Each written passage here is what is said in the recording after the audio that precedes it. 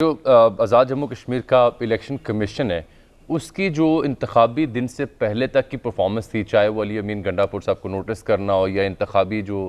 قواعد ہیں ان کی خلاف ورزیوں پر ایکشن لینا ہو ریٹن فارم میں، وہ خاصی مناسب رہی اگر ہم بحیثیت مجموعی دیکھ سکیں۔ کئی اس میں کمیاں کوتاہیاں انفراسٹرکچر کی یا ان کے جو عملے کی وہ ہو سکتی ہیں، لیکن جو صورتحال آپ نے ان کے دیکھی، ان کے اثر کی، ان کے عمل کی، اس کے بعد آج جو انتخابی ڈے ہو رہا ہے اس کے اوپر کوئی جینوئن اعتراض ہو سکتا ہے کہ یہ کمی پیشی رہ گئی تھی؟ اعتراض کی کوئی بنیاد بنتی ہے؟ میں نے ایک دن میرپور میں کوریج کر رہا تھا، یہ بھی تھوڑے دن پہلے، تو میرپور میں جب میں تھا تو وہاں پہ میں نے ایک موٹر سائیکل رکشہ دیکھا۔ اس موٹر سائیکل رکشے پہ دو آدمی بیٹھے تھے، ایک چلا رہا تھا اور ایک اس کے ساتھ بیٹھا تھا، اور اس نے ہاتھ میں ایک لمبا سا ڈنڈا پکڑا ہوا تھا۔ اچھا۔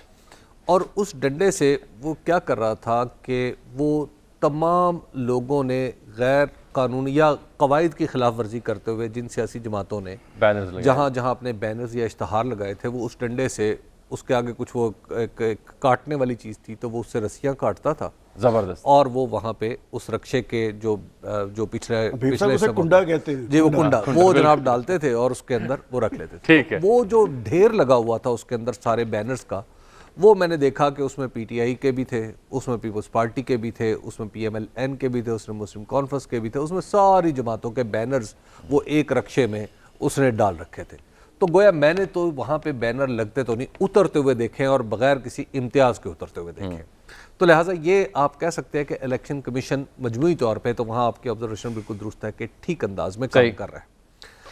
تو اب جو آج کی کارکردگی ہے، دیکھیے آج انفارچونیٹلی یہ جو کچھ ہو رہا ہے، اور جو کچھ ایسا نہیں ہے کہ پورے آزاد کشمیر میں ایسا ہو رہا ہے، ابھی تک صرف کوٹلی میں ایسا ناخوشگوار واقعہ ہوا ہے، باقی جگہ سے باغ اور بھنبر سے ہلکی پھلکی اطلاعات ہیں، باغ سے بھی کچھ اس طرح کی اطلاعات ہیں، لیکن جنرلی الیکشن جو ہے وہ سموتھلی چل رہا ہے۔ اور پھر اس کے ساتھ ساتھ یہ بھی ہمیں ذہن میں رکھنا چاہیے کہ فوج بھی آن کال موجود ہے وہاں پہ، تو ایسی کسی بھی تصادم کی کوئی بڑی صورتحال تو آپ اللہ نہ کرے ایسی کوئی صورت پیش آئے، اور میں بھی ایکسپیکٹ نہیں کرتا کہ ایسا کچھ ہوگا۔ خاور صاحب دیکھیے، اب جتنی بھی سیاسی جماعتیں ہیں ان کا جو طرز سیاست جو بھی رہا اس پہ تفصیل سے بات آپ سب حضرات کر چکے ہیں، لیکن فیکٹ آف دی میٹر یہ بھی ہے کہ یہ تمام سیاسی جماعتیں انتخابی عمل کا حصہ ہیں، ان تمام سیاسی جماعتوں نے کینڈیڈیٹ اتارے ہوئے ہیں میدان میں،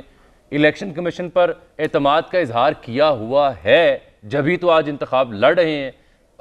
پولیس وہاں پر موجود ہے، فوج وہاں پر موجود ہے، یعنی جو ایگزسٹنگ نظام ہے اس کے اوپر اعتماد کا یہ مظہر ہے کہ یہ سیاسی جماعتیں انتخابی عمل کا حصہ ہیں اور آج انتخاب لڑ رہی ہیں۔ تو اس اعتماد کے بعد جو تھوڑی بہت تنقید آ رہی ہے دھاندلی کی، اس کی کیا حقیقت اور کیا فسانہ آپ کو سمجھ آتا ہے؟ جامی صاحب، 2018 کے جب انتخابات ہو رہے تھے، مجھے بڑی اچھی طرح یاد ہے، میری ذمہ داری ایز اے بیورو چیف یہاں پہ لگی کہ جی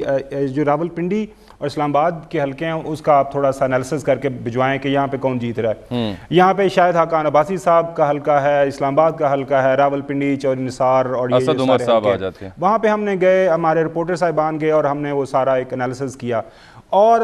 100% ہمارا انالیسس اسی کے اوپر بالکل ٹھیک بیٹھا۔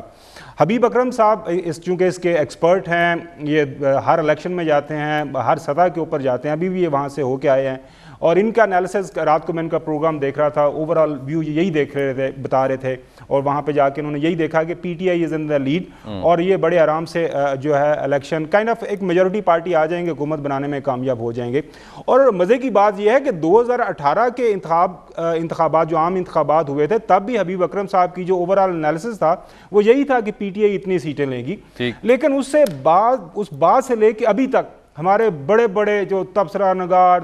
پولیٹیکل آبزرور اور ایسے وہ صحیفے لکھنے والے لوگ اور ایسے فتوے آج تک دے رہے ہیں کہ 2000 سے جو بدترین الیکشن ہو ہی نہیں سکتا۔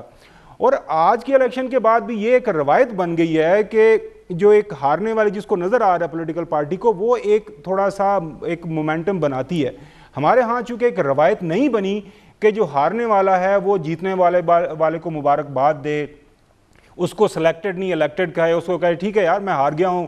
5 سال آپ کے پاس حکومت ہے, آپ کریں, اور میں آپ کو تمام تر اختلافات کے باوجود آپ کے اس پروسیس کو مانتا ہوں. اوورآل پروسیسز ہمارے ملک کے اندر الیکشنئرنگ کے فرینکلی اسپیکنگ اتنے برے نہیں ہیں. جس طرح کا ایک ہوا کریٹ کر دیا گیا ہے کہ ایز ایف کہ پاکستان کے اندر تو الیکشن ہوتے ہی مینجڈ ہیں, ایسی کوئی بات نہیں ہے.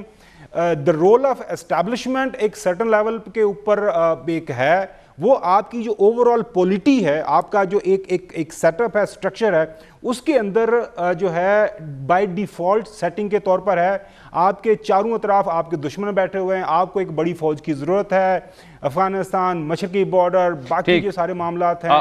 وہ ایک آپ کو آپ کی فارن پالیسی, آپ کو آپ کی جو ہے ڈیفنس کے ریلیٹڈ سیکیورٹی کے معاملات کے آپ نہیں, اس پہ ظاہری بات ہے, کسی کو اعتراض نہیں ہے. میں آپ کی قطع کلامی تھوڑی سی, کیونکہ مجھے ایک بریک لینی ہے, اور اس سے پہلے میں نے امتیاز گل صاحب سے ایک بات کرنی, واپس